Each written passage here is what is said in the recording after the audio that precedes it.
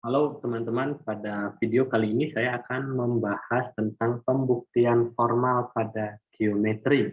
Jadi hal-hal yang berkait dengan pembuktian, ya biasanya dalam sistem matematika itu adalah pada bagian teorema. Sehingga pembahasan kita akan fokuskan pada bagian teorema. Ya, perlu diingat kembali dalam sistem matematika yang sudah kita bahas, yang mulai dari pengertian pangkal, lalu kemudian definisi, postulat, dan terakhir teorema. Ya, jadi teorema ini adalah pernyataan yang perlu dibuktikan. Jadi berbeda dengan postulat yang merupakan pernyataan yang dianggap benar. Nah, secara umum teorema itu dapat dibuat menjadi pernyataan implikasi, ya. Sehingga kalau kita sudah membuatnya menjadi pernyataan implikasi, kita kemudian diingatkan kembali dengan bagian hipotesis dan bagian kesimpulan pada pernyataan implikasi, ya. Jadi jika P maka Q, P, pernyataan P tersebut merupakan hipotesis, lalu kemudian Q merupakan pernyataan kesimpulan. Nah, dalam teorema peranan hipotesis dan kesimpulan itu apa? Ya, jadi hipotesis ini berperan dalam mendeskripsikan sebagai apa? Sesuatu yang diketahui. Jadi nanti hipotesisnya bisa kita gunakan, bisa kita olah karena sebagai sesuatu yang diketahui, kita gunakan untuk apa? Untuk mencapai yang namanya kesimpulan. Jadi bagian kesimpulannya merupakan bagian yang nanti harus kita buktikan, ya. Jadi kita bisa lihat jadi dua, itu bagian hipotesis sebagai sesuatu yang diketahui, dan bagian kesimpulannya itu adalah bagian yang akan kita buktikan. Ya, sebagai gambarannya kita bisa memperhatikan beberapa pernyataan-pernyataan berikut, ya. Perlu kita ubah terlebih dahulu sebelum kita membuktikannya. Jadi kita perlu ubah menjadi bentuk hipotesis dan kesimpulan. Jadi jika dua buah garis berpotongan, maka sudut-sudut bertolak belakang yang terbentuk adalah kongruen. Kalau yang nomor satu ini sangat jelas sekali, ya. Jadi kondisi hipotesisnya adalah dua garis yang berpotongan. Lalu kemudian kesimpulannya, ya, jadi ini nanti yang akan berperan sebagai sesuatu atau pernyataan yang diketahui, ya. Ini adalah hipotesisnya. Lalu kemudian sudut-sudut yang bertolak belakang yang terbentuk itu adalah kongruen. Ini bagian kesimpulannya. Kalau ini secara eksplisit memang bentuknya itu adalah implikasi, ya, jika maka. Lalu kemudian yang nomor dua, semua sudut siku-siku adalah kongruen. Ya, jadi ini belum berbentuk secara eksplisit, belum berbentuk implikasi, tapi kita bisa ubah menjadi bentuk implikasi. Misalkan apa? Ya, semua sudut siku-siku. Berarti nanti apa? Jika kan gitu, ya. Jika sudut-sudutnya, jika sudut-sudut, ya, itu merupakan sudut siku-siku, ya, jadi kita punya siku-siku begitu, maka ya sudut-sudut tersebut kongruen, ya, sudut tersebut kongruen, ya. Jadi kita akan membuktikan, atau yang diketahui adalah apa? Sudut-sudut yang ada itu adalah sudut siku-siku. Lalu kita akan membuktikan sudut-sudut tersebut kongruen. Lalu kemudian yang nomor tiga, ya, bagaimana kita mengubahnya? Garis-garis sejajar tidak berpotongan, ya. Jadi ada dua poin di sini, ya. Jadi garis-garis sejajar lalu tidak berpotongan. Berarti bagaimana? Jika kan gitu, ya. Jika apa? Garisnya ini sejajar, gitu, ya. Maka ya garis-garis tersebut, ya, itu tidak berpotongan, ya. Berpotongan. Ya, sehingga garis-garis sejajar ini sebagai hipotesisnya, lalu kemudian garis-garis tersebut tidak berpotongan ini sebagai kesimpulannya. Lalu kemudian garis-garis tegak lurus ketika garis-garis tersebut berpotongan dan sudut-sudut yang berdekatan kongruen. Nah, kalau ini saya kira juga sama seperti nomor satu, hanya saja yang ini dibalik, ya. Jadi hipotesisnya itu malah yang belakangnya. Jadi ketika, ya, jadi jika ini sama saja pernyataannya menjadi jika garis-garis berpotongan dan sudut-sudut yang berdekatan adalah kongruen, maka garis-garis tersebut adalah merupakan garis yang tegak lurus, ya. Jadi ini sebagai hipotesisnya, ini sebagai kesimpulannya, mohon maaf, dan ini sebagai hipotesisnya yang belakang hipotesisnya. Oke, saya kira itu beberapa contoh bagi kita perlu pahami dulu yang mana hipotesisnya, yang mana yang akan yang diketahui dan yang mana yang akan dibuktikan.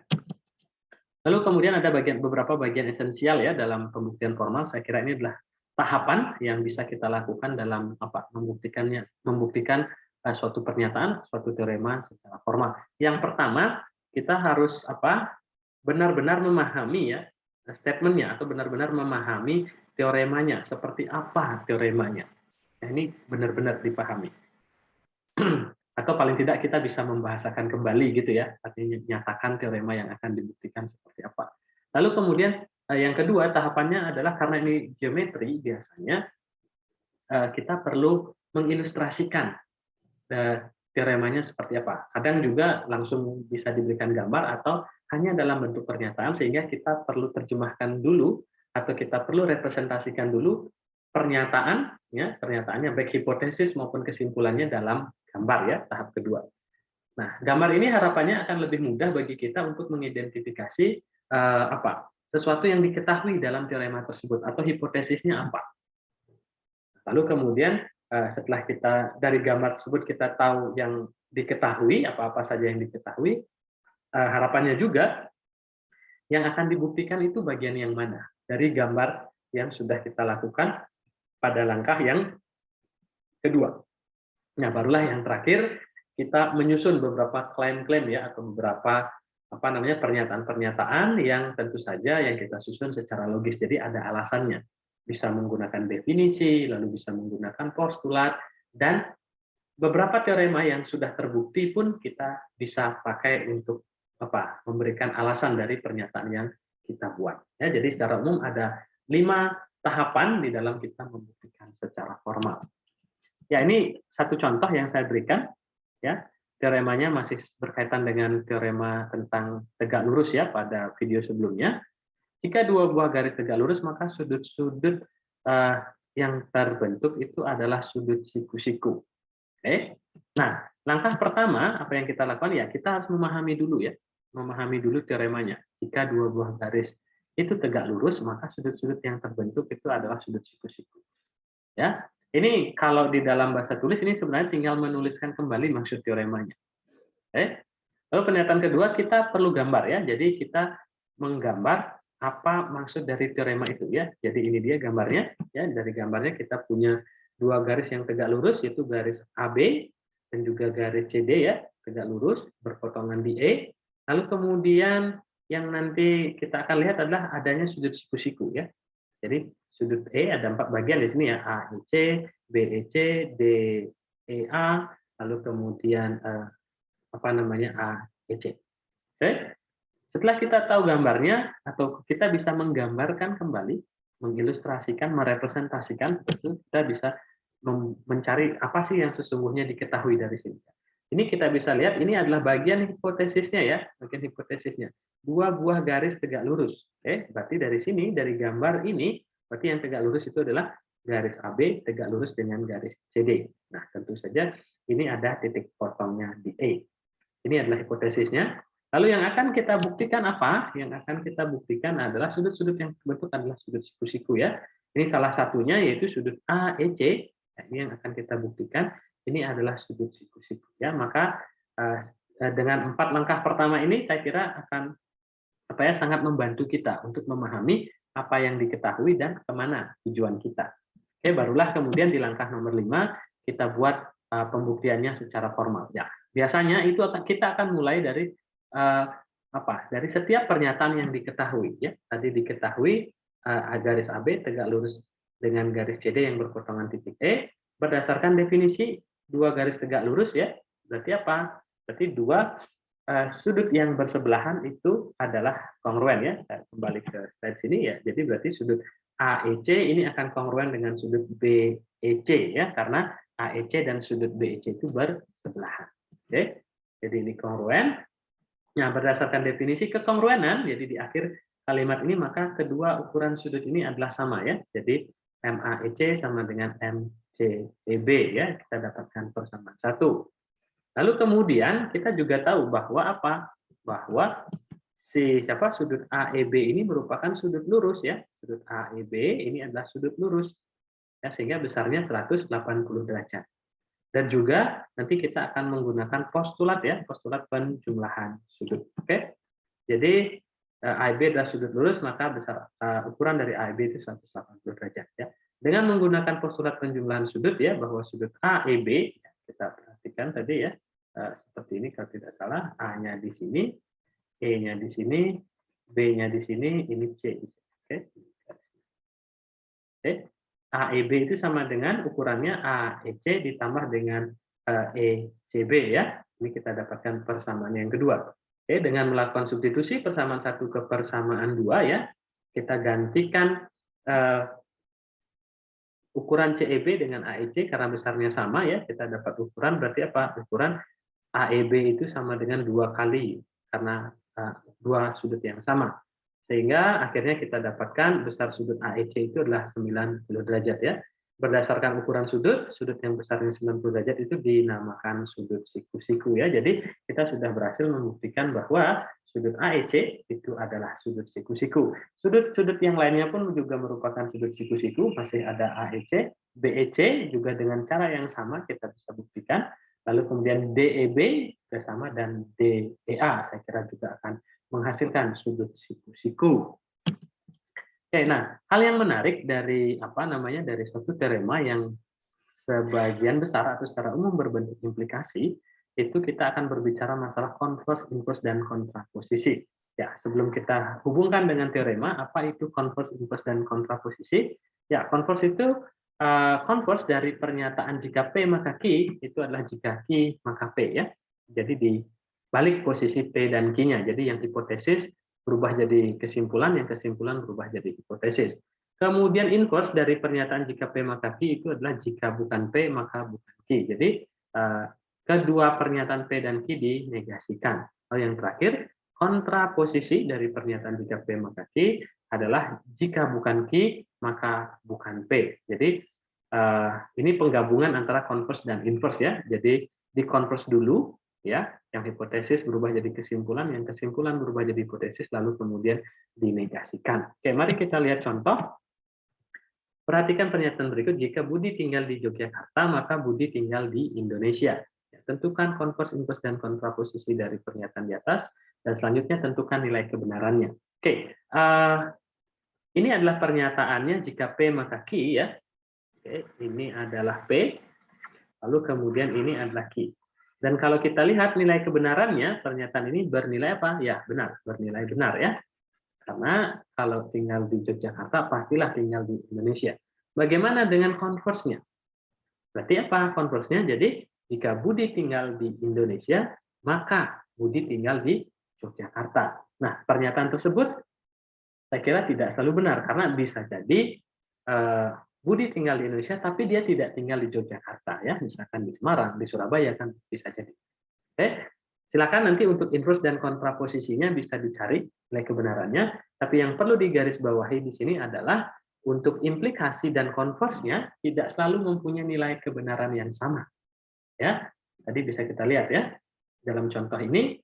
Implikasinya bernilai benar jika P maka Q, tapi jika Q maka P itu belum tentu bernilai benar. Nah, kita akan lihat keterkaitannya dengan teorema. Ya, misalkan ini, jika dua buah garis tegak lurus, maka sudut-sudut yang terbentuk adalah sudut siku-siku. Bagaimana dengan converse-nya? Ya, bagaimana dengan converse-nya? Ini kita perhatikan. Ini adalah P-nya, lalu kemudian ini adalah Q-nya. Jadi converse-nya akan berbunyi seperti apa? Jadi converse-nya akan berbunyi, jika dua garis berpotongan dan sudut-sudut yang terbentuk itu adalah sudut siku-siku, ya, di Q-nya, maka dua garis tersebut adalah merupakan garis yang tegak lurus.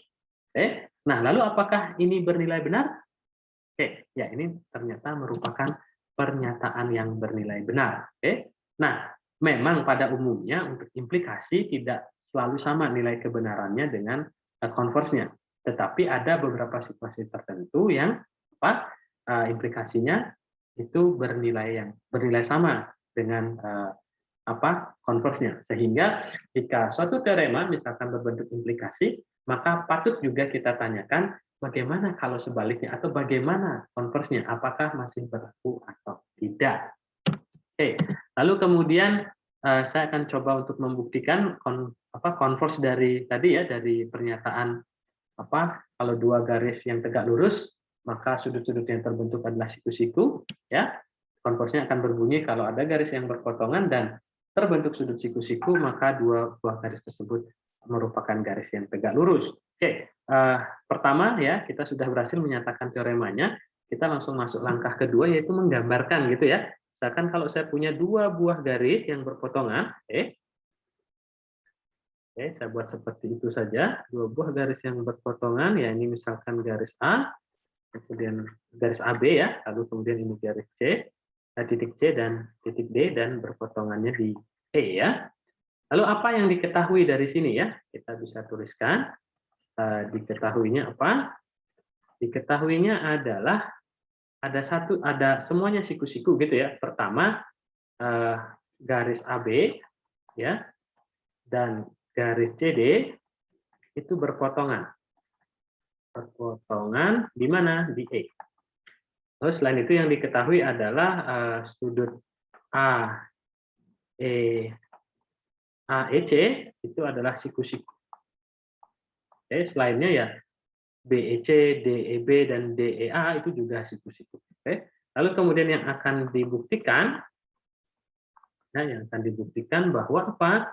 Bahwa garis AB ini merupakan apa? Garis yang tegak lurus dengan garis CD. Oke. Nah, bagaimana membuktikannya? Kita lakukan. Jadi ini langkah nomor 2, ini langkah nomor 3, ini langkah nomor 4. Jadi tujuan kita adalah ke sini. Oke, kita akan coba lihat mulai dari apa? Definisi ini. Sudut AEC ini siku-siku ya. Berdasarkan definisi ukuran sudut ya, ukuran dari sudut AEC adalah berapa? Adalah 90 derajat ya. Diperoleh ya M sudut AEC itu sama dengan 90 derajat. Itu dari apa? Ya, definisi sudut siku-siku. Oke.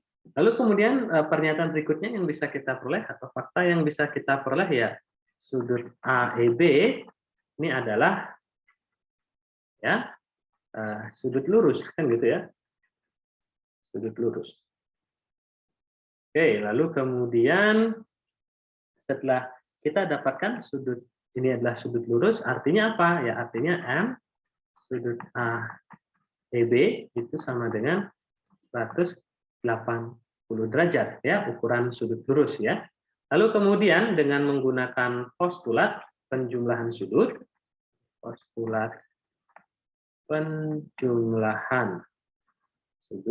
ya, kita bisa dapatkan apa?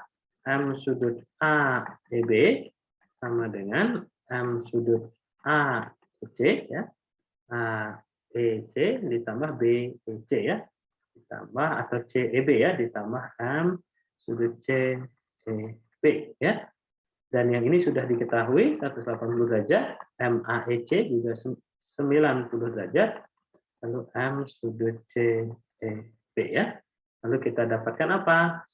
Ukuran dari sudut CEB itu adalah 180 dikurangi 90 ya. Sama dengan M sudut CEB. Nah, ini artinya apa? Artinya sudut CEB ini adalah ya, adalah apa? Adalah sudut siku-siku, atau kita tidak menggunakan itu ya, kita bisa menggunakan ukuran dari sudut CEB dengan kita bandingkan dengan ukuran sudut AEC ya. Jadi ukurannya sama sehingga kita bisa simpulkan apa? Sehingga kita bisa simpulkan bahwa kedua sudut tersebut adalah kongruen ya. MAEC ini sama dengan MCEB ya, sama-sama 90 ya. Yang ini 90, ini kita dapat 90 ya. Sehingga nih kesimpulannya atau berdasarkan definisi bahwa MAEC ini bukan MAEC ya, sudut AEC itu kongruen dengan sudut CEB ya. Nah, ini padahal sudut ini adalah dua sudut yang berdekatan ya. Jadi sudut AEC ini adalah sudut yang bersebelahan ya, bersebelahan. bersebelahan dengan sudut CB ya. Jadi kita sudah punya dua sudut yang bersebelahan kongruen ya. Ya, jadi ini kongruen, terus kemudian dan gitu ya, dan ini bersebelahan, maka ya kita bisa simpulkan bahwa apa? AB ya tegak lurus dengan CD. Oke ya. Jadi berdasarkan definisi dua buah garis yang tegak lurus. Definisinya apa? Ya definisinya adalah dua sudut yang bersebelahan itu kongruen ya. Kita sudah menemukan dua sudut yang bersebelahan dan ternyata itu kongruen, sehingga kesimpulannya garis AB tegak lurus dengan garis CD. Oke, jadi dari sini dapat disimpulkan apa? Converse dari teorema yang sebelumnya itu ternyata juga berlaku benar. Oke, itu contoh pembuktian terakhir. Saya berikan satu contoh lagi. Jika sisi-sisi eksterior dari dua sudut lancip yang bersebelahan, oke, jadi beberapa kata kunci ya, membentuk dua sinar garis yang tegak lurus, maka kedua sudut tersebut saling berkomplement. Oke, kita coba pahami sejenak, lalu kemudian kalau sudah kita coba gambarkan ya. Yang diketahui di sini adalah sisi-sisi eksterior dari dua sudut lancip bersebelahan. Oke, sehingga saya perlu menggambar sudut lancip yang bersebelahan. Oke, seperti itu, di sudut lancip. Oke, lalu bersebelahan seperti itu. Oke, dan ini A, kemudian ini B, ini C, lalu titik sudutnya itu adalah di O, misalkan. Ini adalah sudut lancip yang bersebelahan dan eksteriornya ya. Eksteriornya adalah sisi OA, ini adalah sisi eksterior, dan sisi OE, ini juga adalah sisi eksterior ya. Membentuk dua sinar garis yang tegak lurus. Oke ya, jadi ini tegak lurus. Oke. Kemudian apa namanya yang akan dibuktikan itu apa? Kedua sudutnya saling berkomplement. Oke. Berarti yang diketahui sinar garis OA ya tegak lurus dengan sinar garis ini C ya maksudnya ya.